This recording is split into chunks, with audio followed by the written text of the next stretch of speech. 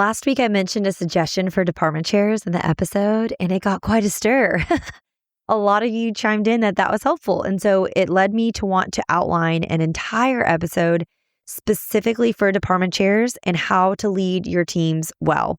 If you missed last week's episode, don't worry. I'll bring that tip in along with some others. We're going to talk about how to serve your staff, serve your admin, and manage balancing teaching your own classes and your own caseload. We'll talk about how to deal with meetings, how to stay organized, how to give observations, and then we'll end with some specific tips for how you can serve the brand new science teachers in your department. So all that to say, I'm really excited to dive into this episode, but I will begin with this little caveat, and that's that I have never personally been a department chair. So everything I'm going to share is going to be stuff that I have experienced working under several different department chairs, things that I felt like they did really well, things that I thought could have been improved. And so I will say this, if you're listening and you're like, well, I'm a science department chair at my school, I have some ideas, and you want to come on to the podcast and dialogue with me about those, chime in, share your opinion, share what's worked well for you with your department, I would love to chat with you. And so shoot me an email at rebecca@itsnotrocketscienceclassroom.com. You can also DM me on Instagram at its.not.rocket.science and send me your pitch. Tell me why you would be of service to our Secondary Science Simplified listeners. I can always differentiate a good pitch to come on this podcast versus a bad one, because the bad pitches are all about the person and the good pitches are all about you guys and the ways that teachers want to help you and the advice they have to share to you. And so that will make it a good pitch if you've got good advice for the listeners, all the science teachers out there. I would love to have you on, so reach out to me. But without further ado, let's dive into my tips. This is Secondary Science Simplified, a podcast for secondary science teachers who want to engage their students and simplify their lives. I'm Rebecca Joyner from It's Not Rocket Science. As a high school science teacher turned curriculum writer, I am passionate about helping other science teachers love their jobs, serve their students, and do it all in only 40 hours a week. Are you ready to rock the time you spend in your classroom and actually have a life outside of it? You are in the right place, teacher friend. Let's get to today's episode. Okay, first and foremost, we have to start off by talking about the elephant in the room, if you will. And it's what your role is as a department chair, in my opinion. In my opinion, you are the go-between between teachers and admin. You are the advocate. You are on the front lines for teachers with admin. And I say this is an elephant in the room because I do believe that this role requires you to have a tough skin. You need to be able to say no. You need to be able to set boundaries. You need to be able to demand more support for you and your teachers, and you need to be able to negotiate. And so some of you are in this role because you really want to be, and I hope that these are skills you have. And if they are not skills you have, I want to encourage you to really strengthen your muscles in these areas, to build your resilient muscle, to build your advocacy muscle. And to do that, you've got to use those muscles. You've got to practice. You got to put them into practice. Now, if you're not a department chair but want to be, and you think these are natural traits that you have, this might be something you reach out to your admin about and say, hey, this is a way I'd really like to serve in the school in this role. Now, if you're like, I need help though, like I'm in this role, maybe against my will, and I need help like knowing how to do this, 2 episodes I want to refer you to from the past. One is episode 229. It's all about managing unrealistic admin expectations. And I recorded it for teachers, but you're a teacher too. But there's a lot you could take from that as a department chair as well in that specific role. And then episode 235 is all about how teachers can advocate for themselves with admin. And so much of that obviously is going to transfer to you as the department chair advocating for yourself and for your teachers. So I really want to encourage you in that. Those are skills that you need to have. If this is so outside of your comfort zone, outside of your giftings, it might be worth having a conversation with your admin if you're like, hey, I think this other person in our department could do better. Now, I don't know how it works at your school, but in the schools I've been in, the department chairs got a very small additional stipend. In my humble opinion, it was never worth it. The amount it was for like the actual amount of work they were doing. So I highly encourage you, like, do not go into this department chair role just for an extra stipend. Like, go into it because you have a heart to be the person that stands between admin and teachers, that stands in front of the admin and says, this is what our teachers need, and I need you to deliver on it, and to sit in on those meetings, because the pay is not going to be worth it, what you're going to need to be doing to do this role well. And I'm assuming if you're listening to this podcast episode, you have a desire to do your role well because you're already taking the time to do this. So that's kind of how I want to start off encouraging you and reminding you, though, that that is your primary role in this role, is to serve the teachers under you and to serve them. Now, you still have to teach your own classes. So the first way I want to encourage you to advocate for yourself and have balance in your job, because this is a lot, is ask your admin for some support. Start by asking for yourself. I highly believe department chairs should have an extra planning period. I know if you're on a block schedule, that's really unlikely because your planning is already 90 minutes. But if you've got 50-minute class periods, 45-minute class periods, is there an opportunity for you to have extra planning so that you have more capacity to serve the teachers in your role as department chair?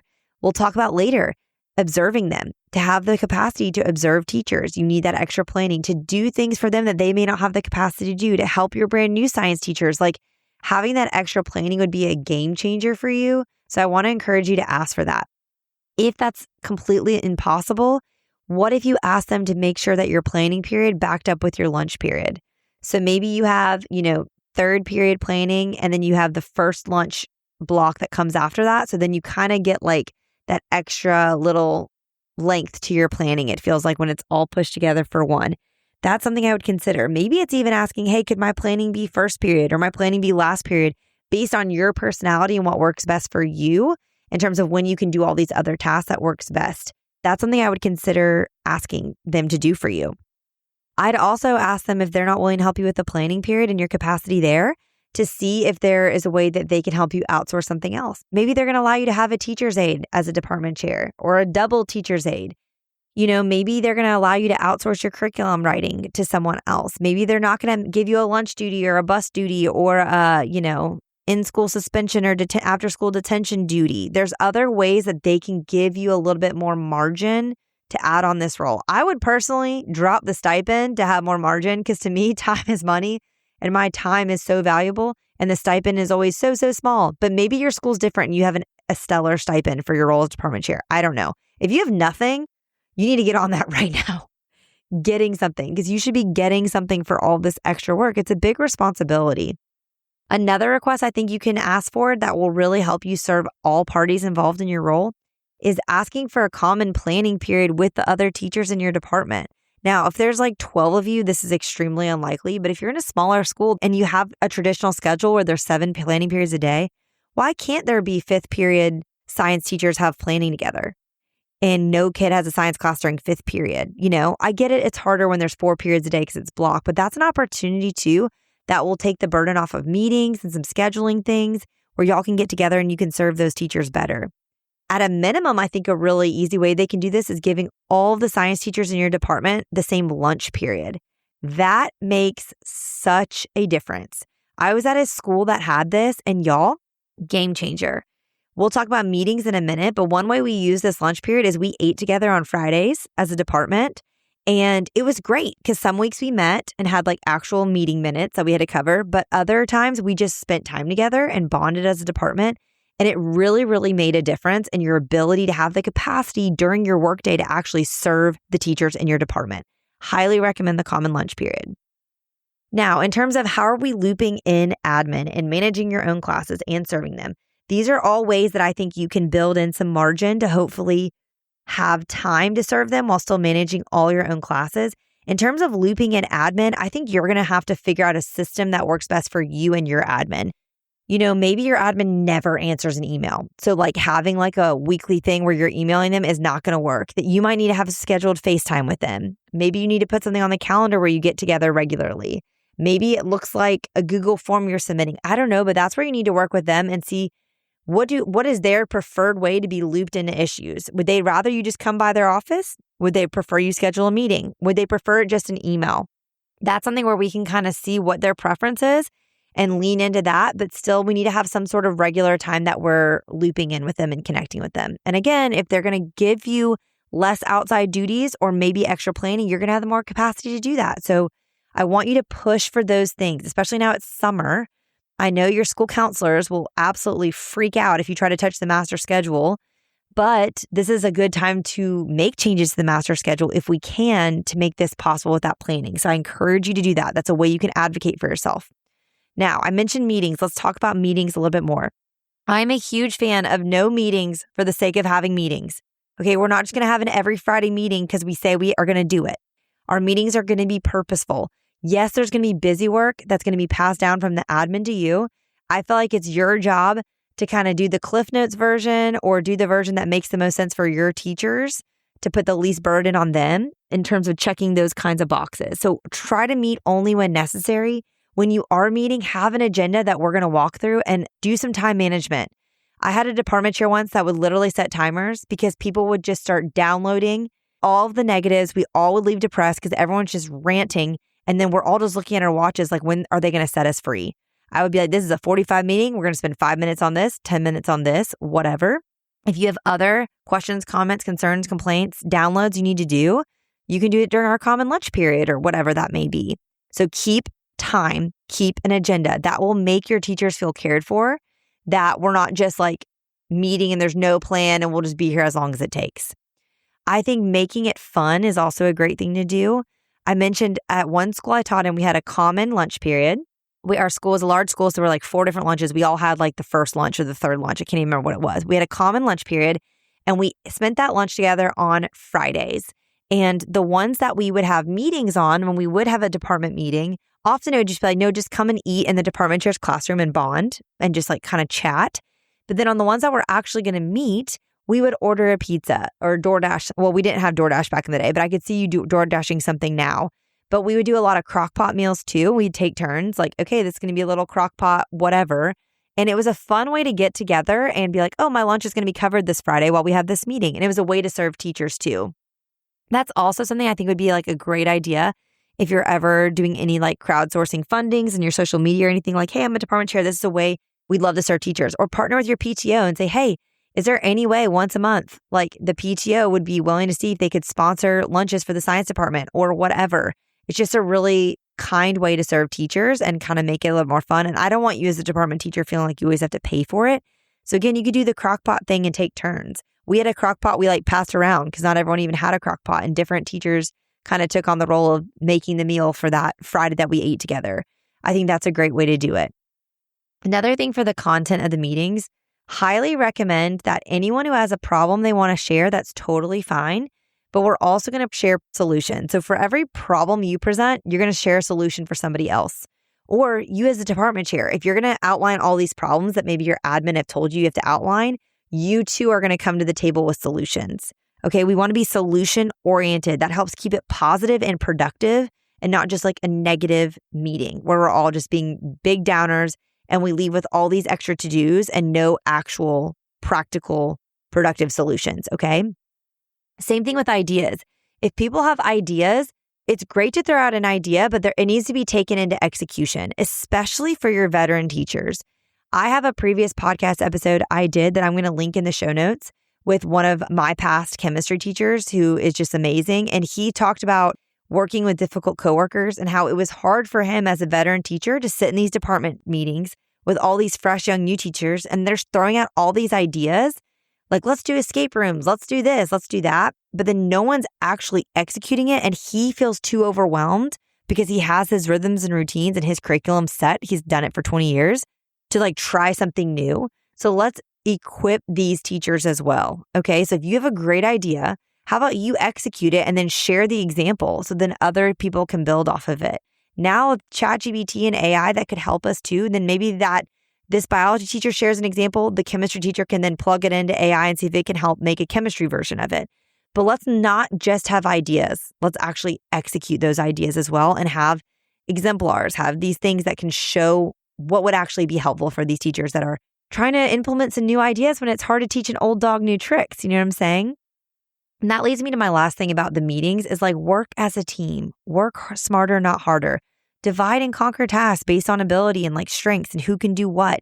And you as a department chair, I think it's a good idea to keep track of who's doing what, who's volunteered to kind of step up in this way, who's going to Help clean out the chemical supply closet. Like, let's keep track. And then it's your job to make sure everyone's being a team player. Okay, so not only are you advocating for teachers with admin, you're advocating for teachers in the department with the other teachers in the department. And kind of it's your job to put a little pep in someone's step and say, hey, I need you to step up. I feel like you haven't been doing much for the team. What's a way that you're willing to do this? And give them some options and highlight their strengths. And that'll be a way that you can equip people to also contribute. I really want to encourage you to do that. Now, my next tip has to do with organization. I think you need to have a Google Drive or a Dropbox folder or whatever that has all sorts of stuff to serve the teachers in your department. You essentially need to have SOPs, which is something that we have in business called standard operating procedures. Typically, it's like a written document and even better, a video that will demonstrate something. We want all of those in a Google Drive that will serve your teachers. So this could look something like, how do you fill out a purchase order for supplies for a lab? What's our policy for asking for donations from other teachers? What's our whatever? You're going to have the form linked. You're going to have the step-by-step. You can have a video explaining it. Processes and policies for everything. Maybe you're going to have a department-wide phone policy because you don't have a school-wide phone policy. Maybe you're going to have a department-wide way that you organize your chemicals. Maybe you'll have a department-wide way you handle tests. Do those things if they serve your teachers and have it all organized in one Google folder. Share resources like good subplans or scopes and sequences. That's another great way you're going to serve new teachers, which I'll get to at the end. But like giving them this Google Drive with a wealth of information of like, hey, like I just even remember walking into my first job and being told I had to submit unit plans and being like, how? Or, oh, I think one of the things I was asked was for a long range plan. And I was like, I don't know what that means. Like, is that a scope and sequence? Is it a pacing guide? Is it all my unit plans? Like, I just wasn't sure what they were looking for. And if someone had just been like, oh, here's my long range plan from last year, just to have something to go off of. Oh, here's my syllabus from last year. Oh, here's my supplies list. Like any of those things are really helpful for new teachers. Put that in a Google Drive folder that you share with all the teachers in your department. A great thing to go in this folder too would be my lab supplies spreadsheet. I give this for free in my Labs When Limited course, and it honestly rocks, okay? It's a way of like keeping track of where all of y'all's stuff is. Who has the beakers? Who has the Bunsen burners? Who has the hot plates? Who has all the digital scales? Helps you know where stuff is, track what holes there are, what's expired, what you need more of. And it's a shared doc between all of y'all. Get my Labs Unlimited course. I'll link it in the show notes. Put it in your Google, make a copy of it for your department. Put it in your Google Drive folder. It is going to serve your teachers to have that there and be able to reference it and keep you all organized. Now, one thing I will say when it comes to organization too, but this applies to everything, is just because you are in charge does not mean you need to be doing everything or doing anything alone, okay? So that's what I'm saying. You're going to go first in doing things. Like you're going to go first in putting these things in the Google Drive folder. But if someone else has a good idea, have them put it in. Like if they have a demo that they did that worked really well with their students, have them share it. If they have a resource they created, like an inquiry activity that worked really well, have them make a little video on Loom or just on their phone and then share it in the Google Drive folder and title it and other people can watch it. Like everyone can contribute. When it comes to organizing and managing the chemical supply closet, like this is something we can do as a group. And again, maybe this is one time where we're going to order lunch and we're going to have it and then we're going to do it. Maybe it becomes a rhythm of like, hey, every year at the end of the year when we have all these teacher work days, I'm blocking off 2 hours and we're going to go through this together as a department, okay? You're going to bring in outside sources like Flynn or whatever who's going to help you, kind of manage what goes where and figure out how to get organized. Like you don't have to figure this out alone, but this is where you're going to do stuff together, okay? You're the leader of the group. You are not the whole group, okay? It shouldn't all be up to you. Now, one of the best ways I think you can serve your teachers, especially the new ones, is by doing observations and giving them feedback. This is what I mentioned last week in episode 237 that inspired this episode. But I cannot tell you how helpful it is to have someone observe me as a teacher who knows science, even if they don't know my subject area, but like just getting observed by a random vice principal, some of it's helpful, but not all of it. So I think this is a really cool way that you can help your teachers and also encourage them. It's not just about critiquing them, it's about encouraging them. So here's what I recommend. Observe frequently if you can. I would recommend once per quarter. Now, if you have a department of 12, that would seemingly be impossible, but maybe it looks like, okay, if you have this extra planning period, whatever, like once a week, you're able to go observe one of the teachers in your department. I think the earliest observations, you need to be really heavy on the positivity. I think if you can give them a heads up, that's great. But I also want you to encourage them. Like, I don't want you to go out of your way to change your unit plans or your lesson plans because of the day I'm coming. Like, I don't care if this is a day where you're lecturing for half of the class because that's just how it worked out. Like, I just want to see you doing your job and I don't want you to fret over this, but I do think if you give them a heads up, that's helpful. Now, heavy on the positivity and what they're doing well. Again, especially at the beginning of the year and that first or second observation you're doing.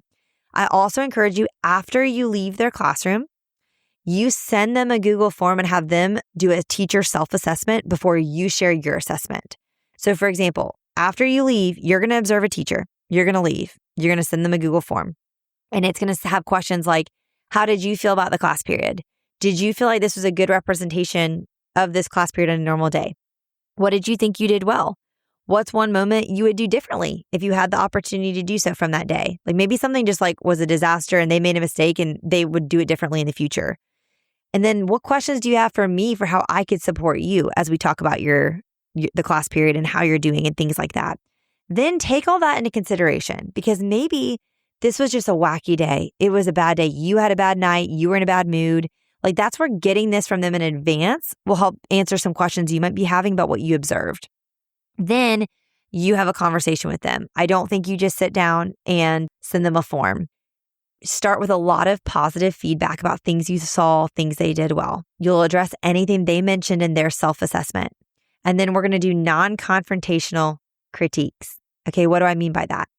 We'll ask questions. So I'm curious about why you made this choice, or I'm curious about how this worked out. How did you feel like about that? Do you feel like that could have been better? Asking questions is very non-confrontational. Also, coupling feedback or critique with support and suggestions. Okay, that's another way that we offer feedback in a positive way that's also helpful and productive and not just burdensome.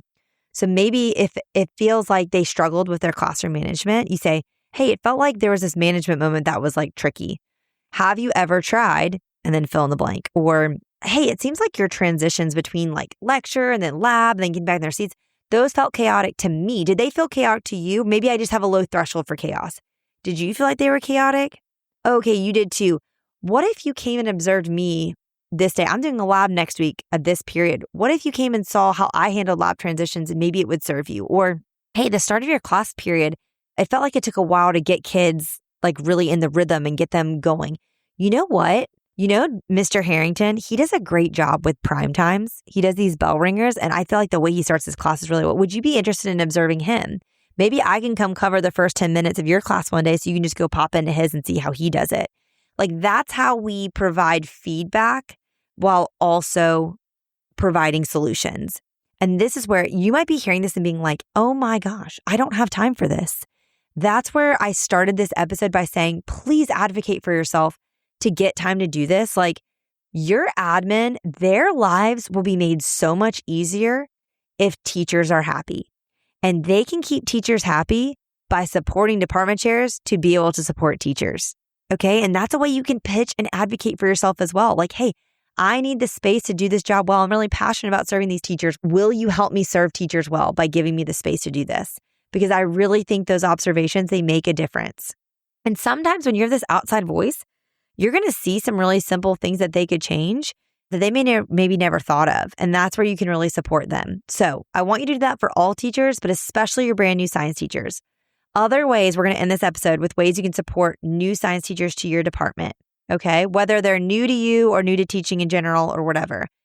Especially if they're new to teaching in general, like I would see if your admin would buy them the Secondary Science Simplified Virtual PD bundle. I'm not trying to just toot my own horn. I literally wrote this because I realized so many high school science teachers come to teaching as a second career and don't have any good training. Or maybe they did their underclassmen training, but it was so hypothetical and they barely got any actual teaching experience outside of their student teaching practicum the last semester they taught. And they just need more practical support.